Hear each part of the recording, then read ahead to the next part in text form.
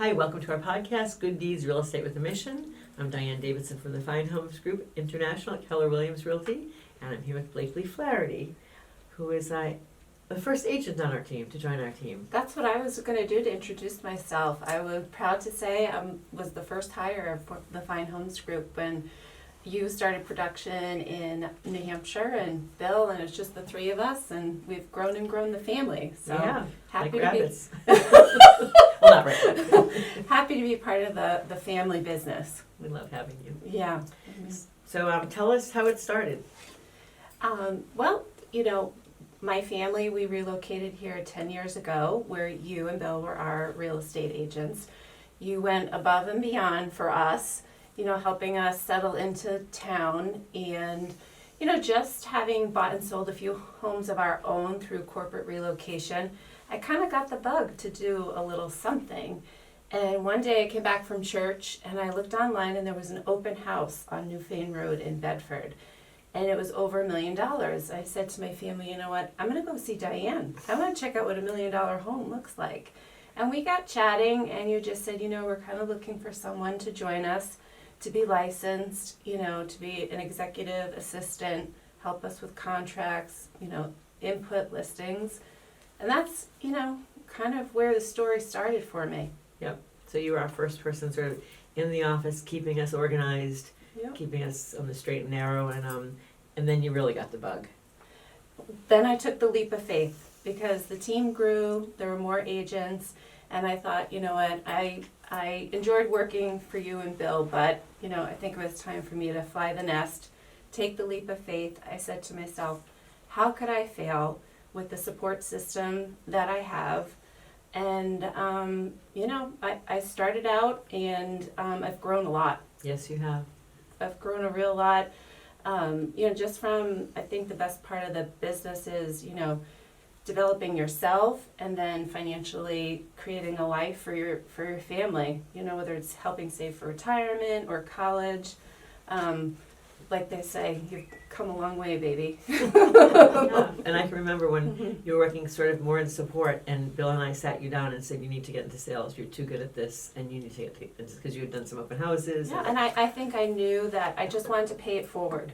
That you guys you really had gone above and beyond for us. I mean, the night we made the offer, or just to back up, I was home with 2 boys in Atlanta, and I just didn't feel like leaving a 3 and 5-year-old at home to come up multiple times to search. You found my dream house along with Joe and Bill doing a video before anyone was Before doing COVID, right. or before anyone was doing video for that matter. And actually it was a coming soon.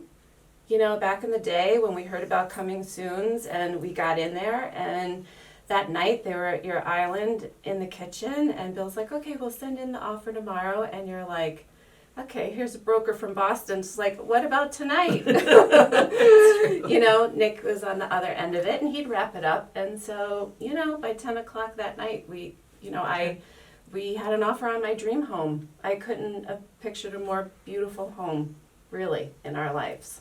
So. Well, and now those 3 and 5-year-olds are, 14 and 16? Yep, sophomore and in the 8th grade. So, yeah, flies by fast. It does fly by. And I think that's kind of my experience, what I hope to pass along to my clients. I'd say, my typical clients are either, people relocating for work like we did, or first-time home buyers.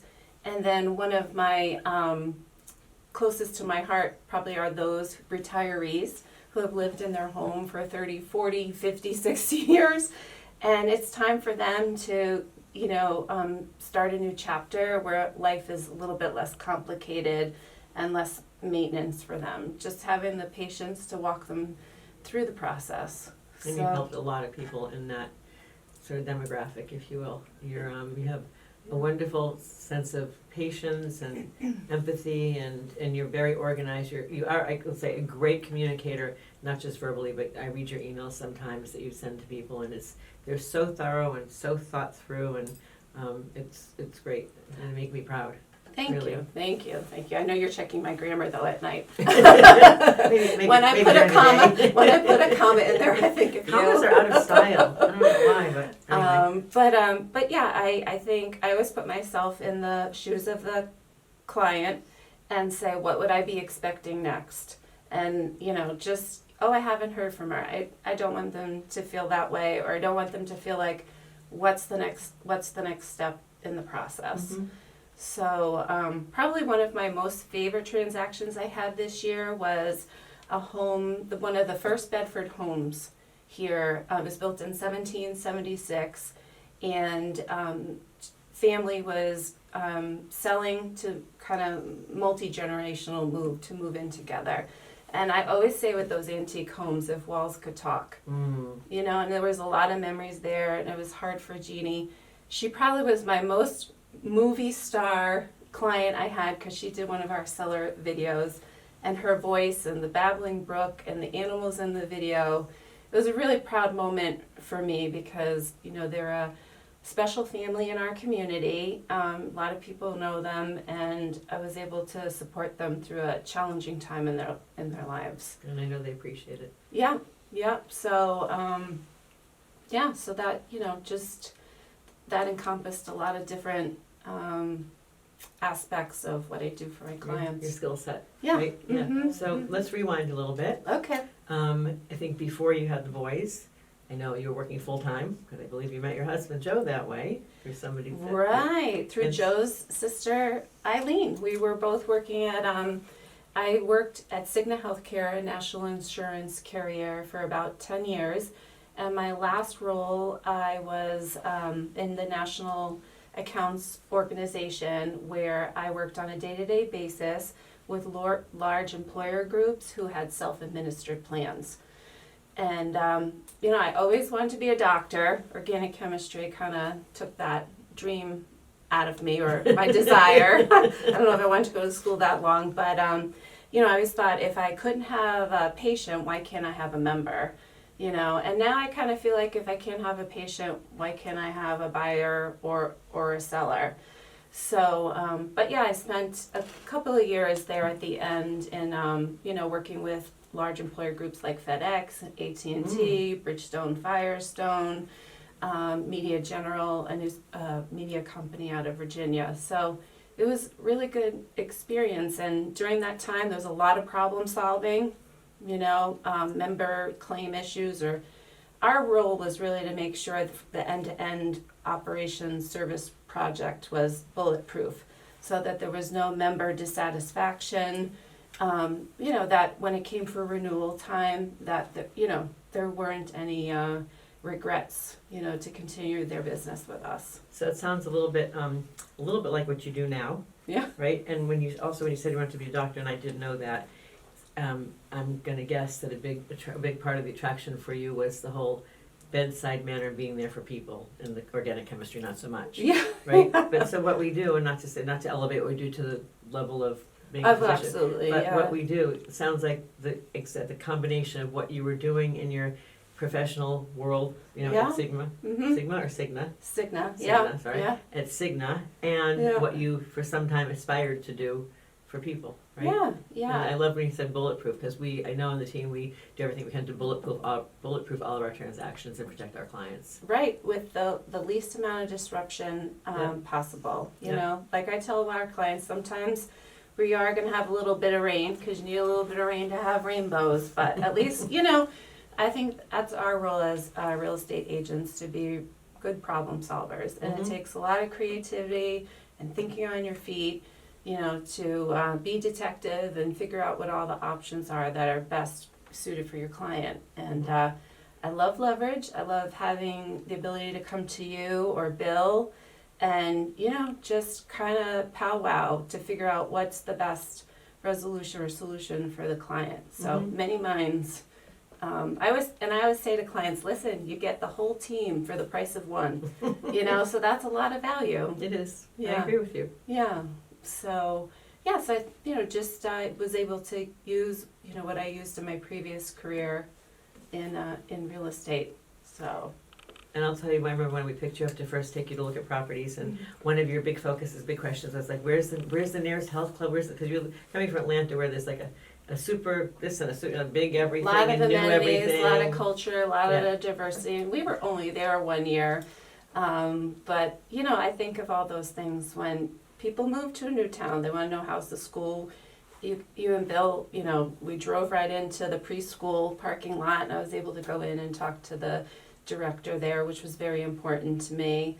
So it was, you want it to be as seamless as possible for people. Remember, And I got pulled over too. We had to go left turn into that's the Harvest okay. parking I didn't lot. mind. It didn't bother me at all. You know how to make a first impression. But anyway, but you're so now involved in the community. You have so many friends. You have a huge friend group.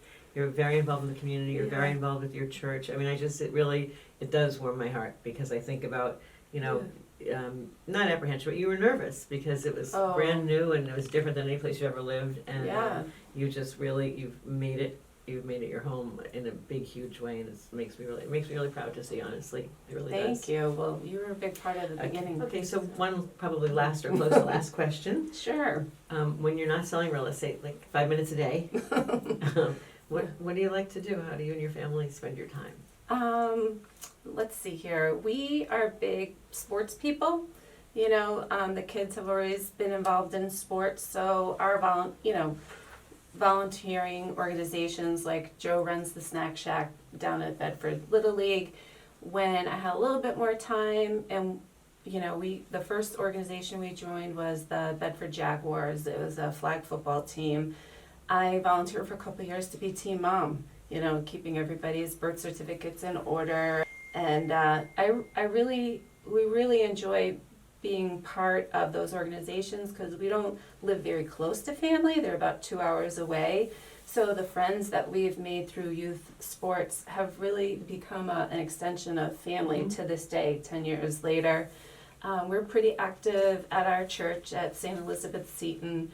I teach third graders every week as a catechist, and they're super smart and just really kind and caring, so to give them an hour of a week is an honor. And before COVID, I was delivering communion to the people at the nursing home, but now with the extra precautions, we've kind of sidelined that for a little bit.